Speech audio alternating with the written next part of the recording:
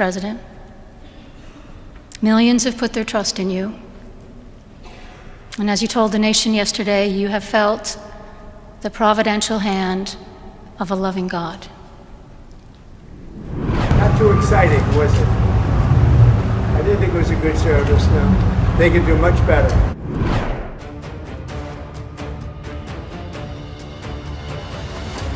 Shalom God Lovers. Beberapa hari terakhir, berita tentang Uskup Marian Edgar Bade dan Donald Trump mengundang perhatian banyak orang dalam kebaktian di Washington National Cathedral. Let me make one final plea, Mr. President. Millions have put their trust in you. And as you told the nation yesterday, you have felt the providential hand of a loving God.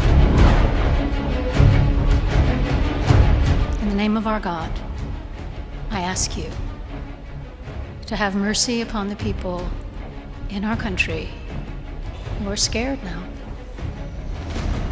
There are gay, lesbian, and transgender children in Democratic, Republican, and independent families, some who fear for their lives.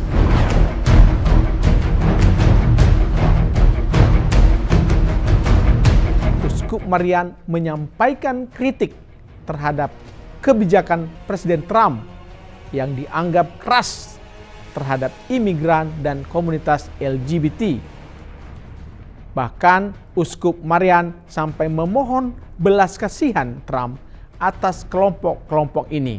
But the vast majority of immigrants are not criminals. They pay taxes and are good neighbors.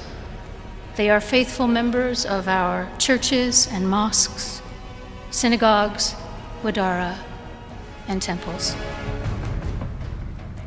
I ask you to have mercy, Mr. President, on those in our communities whose children fear that their parents will be taken away, and that you help those who are fleeing war zones and persecution in their own lands to find compassion and welcome here.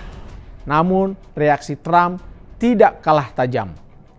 Ia meminta uskup dan gereja untuk meminta maaf secara terbuka. Not too exciting, was it? I didn't think it was a good service, no. They could do much better.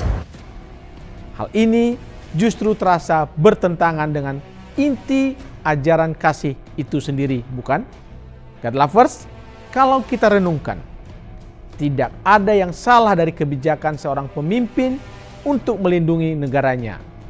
Kebijakan imigrasi yang ketat mungkin dilihat Trump sebagai cara untuk menjaga keamanan.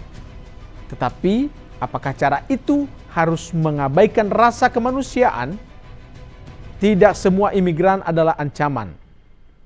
Banyak dari mereka adalah orang-orang yang mencari pengharapan dan kehidupan baru. Bukankah Alkitab mengingatkan kita untuk mengasihi orang asing?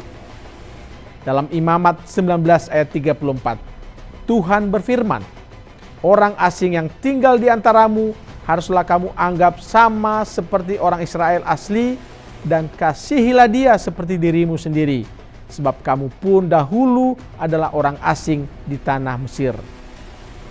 Begitu juga dengan sikap terhadap LGBTQ. Kita tahu banyak yang menolak gaya hidup mereka yang tidak sesuai. Dengan Alkitab, itu adalah keyakinan yang dipegang oleh banyak orang Kristen. Namun, apakah itu alasan untuk tidak mengasihi mereka?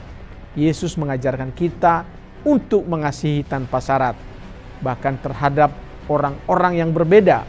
Mengasihi tidak berarti menyetujui, tetapi itu adalah panggilan untuk menghormati martabat setiap manusia sebagai ciptaan Allah. Di sisi lain, apa yang dilakukan Uskup Marian sebenarnya menunjukkan bagaimana gereja seringkali dipanggil untuk menjadi suara bagi mereka yang tidak bersuara. Dalam pelayanan Yesus sendiri, kita melihatnya mendekati orang-orang yang terpinggirkan, mereka yang tidak diterima oleh masyarakat. Tugas gereja adalah meneruskan teladan itu. Namun, God Lovers, kita juga perlu melihat bagaimana kritik atau perbedaan pandangan ini seharusnya ditanggapi. Reaksi Trump yang meminta permintaan maaf dari uskup dan gereja terasa terlalu berlebihan. Mengapa kasih dipermasalahkan? Bukankah kasih adalah inti iman kita? Jika kita benar-benar percaya pada kasih, maka perbedaan pandangan tidak seharusnya membuat kita saling menyerang. Sebaliknya, justru menjadi kesempatan untuk membangun dialog dan pengertian yang lebih dalam.